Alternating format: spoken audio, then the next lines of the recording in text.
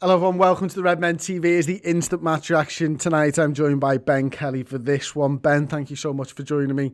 It's a pleasure to be able to talk about a Liverpool victory for a change. It is. We've done a few of these now, and they're not often when it's been wins. So it's nice to chat to you and have a positive conversation. And yet, for the first half, I did not think we'd be sat here talking about a Liverpool win. I thought we'd be talking about a 0-0 draw, to be honest with you, Ben, because Ramsdale was fucking excellent in the first half, wasn't he? He was. I think, yeah, other than that, yes, so it didn't, there were parts of it that didn't bode well because, like, it just felt as if Nick Pope's done it for years, hasn't he? Yeah. Where he'll show up twice a season and it'll be home to Liverpool, away at Liverpool, and that's all he does.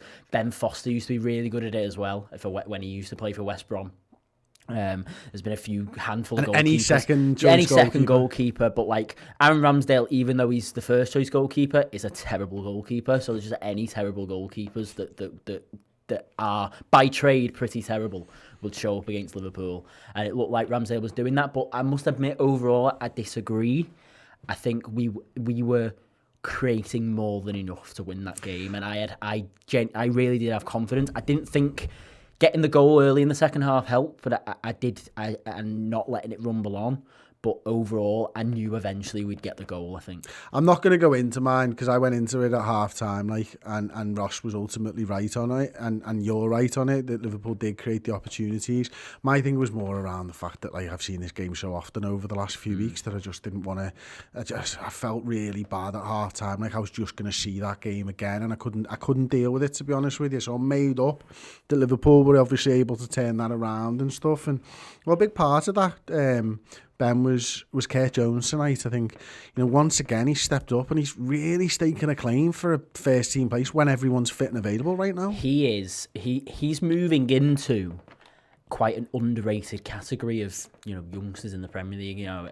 Everyone always talks about the Foden. Yeah, and right now, Phil Foden's head and shoulders above him. I'd say. I think he's probably the best young England player in the country at the moment, and that's widely accepted. That's fine.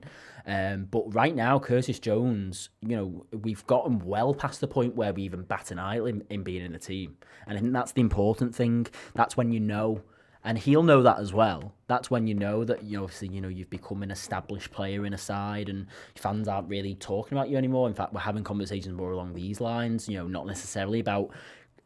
A year ago, this would have been, so we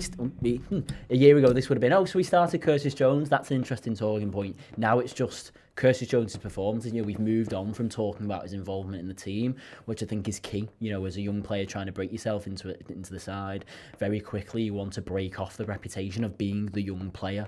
And even though he is a young player and he's got a lot of potential, that isn't necessarily what we're talking about anymore. We're seeing the potential in practice now. Yeah. We're seeing him do those things on the pitch that like we know and we've seen him do at the under 18s and the under 23s level, and now everybody else is starting to see that as well. Well, you look at it, and I had a quick look at the stats before I did the player ratings, and I forgot to mention this stat actually. He completed 26 of 27 passes. I was sat here with Paul a week or so ago, and Paul would made a very big point of every time Curtis had the ball going like, Curtis has kept the ball, and he keeps the ball in some very tough situations to keep the ball in as well, doesn't he, Ben? And that's probably one of the things that he does so well. Is he just never gives up. He never gives the ball up either. He never turns the ball over. But crucially tonight, Ben, and this is what's going to make Kurt Jones, in the eyes of Liverpool fans all over the world, step up and be a first team player, is you're going to get goals, and he needs to, and right now he needed to get goals. The midfield needs to step up to help the forwards because they're not firing, on all three of them aren't firing, and yet Kurt Jones gets into the box and he gets that goal. Yeah, and it's a really good finish as well. It's a really instinctive finish. I like it, and I think from what we've seen, I was growing more and more confident, to be honest, that the goals would come. Because he's getting himself into those positions, and as he, I would say he will feel now quite confident with the pace of the Premier League. He'll feel quite comfortable in that. But there's a difference between being comfortable with the general pace and then like being able, like what Mo Salah, it feels like we've talked before about how like the way Mo Salah must receive the Premier League when he has those opportunities, that kind of everything else slows down around him and he's able to relax and take those chances. That that comes with time, and that comes with practice and developing your skill as in terms of being sharp and being instinctive in front of goal. Curtis Jones has a long way to go in terms of or rather a lot of time to be able to develop that, and even over the last 12 months you'd argue that you've seen a big improvement in that. So, and tonight was a really good example. It comes on the edge of the box, bam, and that's, you're right, that is what we need from midfield. We need that sort of ruthless, really good goal scorer in midfield that's going to pick up not even 5 but maybe 10 15 goals a season as time goes on. Because or at least 10 and some assists. That's what you want from your top quality midfield players. That's the kind of output that you're seeing right now from Kevin De Bruyne, Bruno Fernandes. Now, I'm not saying that Curtis Jones will reach those levels anytime soon, but what I'm saying is that he's got a long old career ahead of him, and he's got the years to be able to further himself. And right now he's got himself into a really good position. Maybe this is the one benefit from the amount of injuries that we've got. Those two lads, Henderson and Fabinho, if they'd been fit this whole time, or if the centre-backs had been fit this whole time and they'd been in and allowing Henderson and Fabinho to play in midfield, Curtis Jones certainly would have had more limited opportunities, especially with the arrival Thiago and, how important Gini is to the way the team plays. So one of the benefits of all these injuries, I suppose, is Curtis Jones is taking this opportunity with both hands, and now he's worked himself into a position where he is this level at this age, and he's only going to further himself. I think you're right there. I think his development will have been certainly sped up, boosted along the way because of all the games that he's had to play because of that. Now, it's an interesting one. I wasn't going to talk about this on this show, but I do find it interesting. Obviously, Naby Keita comes back into the side. I think 10 minutes to go, comes on for Kurt Jones himself. Actually, now, Naby Keita, much further on in his career, take the injuries aside for a second. Naby Keita comes back and he's able to spell 10 games. Is Naby Keita ahead of Kurt Jones in the pecking order? That's a really good question. Yes. Yes. And there's nothing against Kurt Jones. I just think that Naby Keita's a really, really good football player. And unfortunately, we've not seen that enough over the course of his whole Liverpool career. But, I've seen enough of it, and I'm convinced that Jurgen Klopp has seen enough of it to know that if, and it's a big if, Naby Keita can string 10 games together, I'm still pretty convinced that he's one of the first names on the team sheet in Klopp's head. Because there was even that just at the end, I think you said on commentary that you've missed it, where just that little step over in the field in his own half, and he drags. I think he ends up losing the ball, but he gets the ball, does a step over, kind of goes past the man, and then he drives forward 10 yards with the ball. Oh, God, we've missed that so much. It's just been so predictable and sideways, hasn't it? And when you're missing both Keita and Oxlade-Chamberlain, both players of which who are notorious for doing that, that is their game. And when both of those players are out, unfortunately, they're two of the most injury-prone players in the squad. But when both those players are out for sustained periods, you're right, we do miss that. And I think it's just flashes of brilliance with Naby Keita, and I'm holding out all my hope. I don't know whether I've over-romanticised Naby Keita in my head because of the way that we've been playing. Because when things are great, and it's a bit like this with Firmino's form, when things are great and when we're winning games and when we're winning trophies, things like this don't seem as much of a problem. Firmino's form, the absence of Oxlade-Chamberlain and Keita. But when things aren't going well and when we're losing games, you find yourself sort of yearning for those players a bit more. And I think right now, over the last few weeks, that conversations with my dad and in the office have been I'm convinced that Keita's just that little thing that we need, that we're missing, that little He can spark. link the midfield and the attack, I think, better than any of the other midfielders that we've got. Almost the first thing he did was play through balls to Sadio Mane after beating a man, and you're like, oh my God, what directness, cut and thrust from the midfield, just instantly he knows what's going on. He knows where Mane's going to be, and he plays that ball. And you mentioned the player there, Bobby Firmino. We can't go through tonight's show without talking about Bobby Firmino, because I think on one hand, I'm looking at it and I'm going, really creative display from Bobby. And on the other, I'm looking at and going, really frustrating centre forward display by Bobby. Kind of sums up his season a bit, doesn't it? In a way. Well, I'm not even sure if it does, because obviously he's not been scoring. So he gets the goal, or he essentially gets the goal, doesn't he? I don't know if it goes down as an own goal in the end. But the first half was difficult. There was a couple of chances. The first one, the very first chance of the game, it's a good save, but does Cavani score that? Probably. Does Sergio Aguero score that? Almost definitely. So that's the sort of gap. Who do you said Cavani and Aguero there, and they play the same position, but is it really a fair like for like? Well, well, probably not. But that's the whole debate around Firmino, isn't it? Well, let's talk about it as a guy who's a really creative player. Does Bruno Fernandes score that? He does, doesn't he? Yeah, possibly. I think. Well, I mean, Kevin De Bruyne had one similar at Stamford Bridge a few weeks back that he put wide, but then City went and ran right in that first half. So I'm trying to think of other players that maybe Madison. Maybe. Madison's been scoring, hasn't he? I mean, Jamie Vardy definitely scores there. And again, I know he's not the same player, but as I've said, that this is the wider debate on Roberto Firmino at the moment. Liverpool, unfortunately, are crying out for that type of player who is going to put that away. Do you think that all this is compounded, Ben, by the fact that Mane's not in great form at the moment? Quite possibly, yeah. Actually, when you look at Firmino and Mane's numbers side by side, Firmino's the one having a slightly better season, which I think, and I do wonder why that is. I don't know whether or not Mane, for whatever reason, has more credit in the bank. I'm not quite sure. Because he scores goals most of the time. Yeah, well, yeah, maybe. Because he can. Yeah, probably. But there comes Firmino, I feel like I hate using the phrase got away with it, but like that's essentially what it is. Like it wasn't talked about as much with Firmino last season. Again, probably because we were doing so well and winning so many games and all of that. But like my point is, I do wonder whether there's a point where the scales will tip with Mane as well. Right now, where's the line? Where's the line between he's out of form and this is a real concern? Because I feel like we've crossed that line with Firmino now. I feel like it's probably the best part of 18 months since Roberto Firmino's been himself, and I don't think I'm exaggerating there. I don't think he was great for long periods of last season, and it went under the radar, and he's certainly not been great this season either. So I feel like as a fan base now, and as people who discuss the team as fans, the scales have tipped, and we're having genuine conversations now about whether Firmino's past his peak. What else can we be doing to get more out of Firmino? Should we be looking at replacing Firmino? All those conversations are taking place.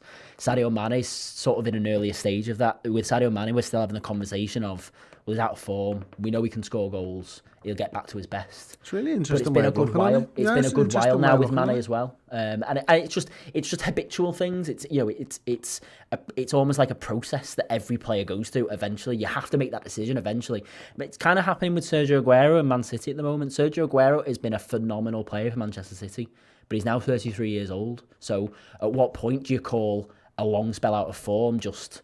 That's it. You know what I mean? Maybe. Well, listen, like we've got to discuss the good points from Bobby as well, because the way he obviously gets the goal tonight, Ben. But there was some really great creative play in there. Certainly first half, it's a lovely little ball over the top from Mo Salah, releases him into a one-on-one situation. There was times when he looked like a cracking little number 10. Yeah, and I don't want to. Obviously, if you people want to go and check out a little bit of that, I did talk about that on the Stats and Tactics last week. Because Roberto Firmino's 29, so he's not done, right? I'm not buying into the notion that we should sell him. But what my opinion is that we should play to his strengths. We should be looking now to play to his strengths. And what I think his strengths are the passing, the creative passing. And I think there's a stigma that he gives away the ball a lot. I don't think he does. I think he looks after the ball quite well. I think he could be better. So what can you do with Firmino in terms of getting the best out of him? So for me, you can either play him in a 4-2-3-1 and a number 10, which I think would suit him very, very well, with somebody ahead of him. Whether that becomes Salah when Jota comes back, possibly, and that's how you fit all four in there. I think he did that away at Man City, didn't he? He had all four on the pitch. So that's a possibility. But I discussed the possibility of, one day maybe just playing him in the midfield three, see how that works, But then we've already talked about the emergence of Curtis Jones. So suddenly then... And Naby Keita's and maybe ahead of him. And ahead of him. So, but in a way, I suppose then it's good to have options in that sense. Suddenly we've gone from no creative midfielders to potentially three. And you've got a few of them there. You can mix and match. Liverpool's midfield for a long time has been a very industrial midfield. Been a very hard working, closing down, but you don't get a lot of creative output. It would be nice to have more consistent availability in terms of creativeness in midfield. And the one thing that we know Firmino is very, very, very good at is being available for games. Yeah, that's true. James Lim, Super Chat, thank you so much. James, £10, wow. Jones class, Adrian solid and commanding at corners. His experience was vital. Brill performance. Something to build on. Phillips proving why he's good enough at the minute. You'll never walk alone. Come on, you Reds. Let's go! Let's talk about the two centre-halves then. He mentions Phillips then. Does James. And what did you make of Kabak and Phillips today? It was good. I like Nat Phillips. I've said before. And obviously I know now we've kind of. It's funny that it's taken literally everybody else to be injured for him to seem to be, getting a proper start, thrown in there properly. Because I think if either Henderson or Fabinho was fit today, I think they would have played ahead of him. So for me, he's one of the great enigmas in this Liverpool side because every time I see Nat Phillips, I think he's great, and then Klopp always seems to prefer other players over him, so I can never figure that out why, but obviously Klopp sees a lot more of him than I do, so that's just the way that is. But I thought today they were good. I think it's difficult with a team like Sheffield United because they're just not very good, are they? They're a championship level side, which is exactly like where they're headed. Where where Phillips maybe should be. Exactly, and I think that's what a lot of people would argue. So in a game like this, they played to his strengths tonight. Yeah, absolutely, because he's a no-nonsense defender, and that's how that's how to defend against Sheffield United. They're not playing little tiki-taka 1-2s around the edge of the box. They're, playing long balls into the box from set pieces. We kept giving away set pieces in the first half, and I'm like, I think Adrian made a really good save early on from McGoldrick. I think it was offside, but we kept doing that. We kept giving away free kick in those areas that we're gonna play to their strengths. But then, Nat Phillips, with his massive now shaved head, was available to sort of dominate that. And I'm not saying that he dominates the back line and dominates the air as well as Virgil van Dijk does, but that's certainly one of his strengths, to be able to get up and head balls away, and that's what you want from him. Yeah. He absolutely lives for it. I thought the two of them did really well tonight, and I was having a go on comms about Kabak for that one where he puts it into the back of the net. I think Adrian should have just taken control of that situation and come out. But regardless, let's take it from this point of view. They set a really good line and the lad was offside. And if that's Gomez and Van Dijk, that's brilliant. That's a great line.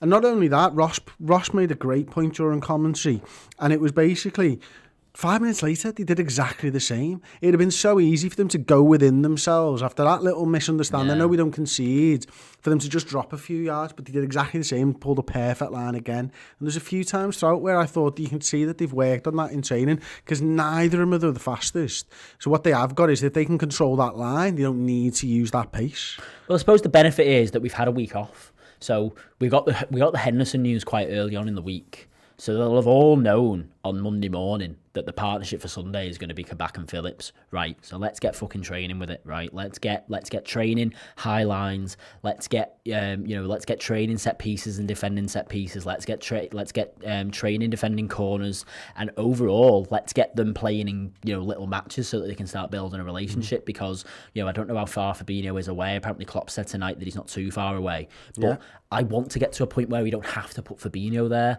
I want them to develop a relationship so that we can then put Fabinho back in midfield and we can feel comfortable with that, almost to the point where Fabinho playing ahead of them, playing in that deeper role and protecting those two would be better than having Fabinho at centre-back. 100% agree with that, mate. Yeah. And listen, just while you mentioned it, Klopp said Klopp on Jota and Fabinho. Diogo was with us in the hotel, but he got sick overnight. I would think he would be ready for Thursday. Fabinho has trained twice. So it sounds like Jota and Fabinho both could be ready to face Chelsea. We've also since heard that Alisson will be back in the side on Thursday against Chelsea. And then it's your question that you're talking about. Do you play Kabak and Phillips, and do you play Fabinho in the 6, or do you play Fabinho in the defence? Now, I think personally that he'll go with Fabinho in defence. Against Chelsea, I think he will. Because if it's probably Werner or Abraham. Pace. Yeah, it's the pace. I think. And I know Fabinho isn't necessarily the quickest either, but just his extra experience. They always say that the first 2 or 3 yards of pace is reading the game, and I think that extra, as I say, just that extra experience will help Fabinho and help us there. I think in particular. The big question there though is, you throw Fabinho in, it's another new centre back partnership. Unless you're playing with Phillips, has he not? Oh yeah, actually, yeah. In my head, Kabak's still probably the number one there. Probably, but I'd not considered that. I'd not considered the Phillips and Fabinho thing. That could be an option for us. I was just going to say, surely out of one of the 18 centre back partnerships, Fabinho's played with Phillips. No, Fabinho's been with Phillips once. He definitely has. Reece Owens with the 199 super chat. Thank you, Reece. He says Phillips with a skinhead is basically Pajak at the back. I wish I could grow a magnificent beard like that, mate. John Francis, $5 Canadian. Genie equals boss. Let's pick up on that actually. Genie Wijnaldum tonight, he showed what he can do in that DM role, didn't he? And yet, for me, Ben, and I mentioned this on one of the shows, and that's why I want your opinion, he joined the attack really well as well. Yeah, I noticed that particularly in the first half, actually. There was a couple of moments where, obviously, the game was being played, sort of on the cusp of our final third, for a lot of it. That's where a lot of the possession was, and he took up a lot of positions in those areas to kind of start attacks, play balls wide to the fullbacks, and then he wouldn't necessarily stop there. Often he'd sort of. He had that one where he wriggled through a little shoulder shimmy as the shot. Great save. So I've forgotten about. I can't remember that one, to be honest, but. It was it was brilliant. Yeah. He drives through, little shoulder drop, and straight through, and Ramsdale makes a brilliant save from Genie. Obviously he did. So it's promising. Look, we've had the conversation about Genie loads of times, haven't we? This is what he can do it. This is what he's required to do for Holland. And he gets those little things. But to be honest, he's not required to play the 6 as well. No, yeah, he's not required to do it all. To be honest, I mean, I think with a player like Wijnaldum, I won't lie, like tonight, because we're doing so much back there, I didn't notice him as much, but also that I think that's a good thing when I don't notice Gini Wijnaldum. When Gini Wijnaldum's on the pitch and he gets about his business and he plays the game that he plays, I don't necessarily think it's a bad thing that you don't notice Gini Wijnaldum. Well, personally for me, because I end up noticing him if he's giving the ball away a lot, or if he's not really getting involved, at all or whatever. But tonight I felt quite neutral about Gini Wijnaldum. I just felt like he came and he had a good game, and that's a good thing, because ultimately I wasn't sat there going, Gini's having one of them where he's completely invisible. He wasn't invisible, but he wasn't like particularly. I didn't notice anything particularly world beating either, but that's fine. Okay. And then I think the other one is, I mean, first half, I noticed Salah a lot. Second half, tail off a little bit. Is that fair? Do you think this is down to games or tiredness? What do you think it's down to? Or did they change things up? I don't know the answer to that question. I'd have to watch it again. But yeah, you're right. He was definitely more noticeable. He had the chance in the first half. Maybe it's just when, obviously when we go the first goal up, and we go to, in the grand scheme of things, we're 2-0 up with 25 minutes to go. So, from there, the game's done. We're controlling the game. Naturally, the front three aren't quite as involved. It's more the midfielders. It's more us dominating the ball with the fullbacks and into midfield. So, Salah disappears.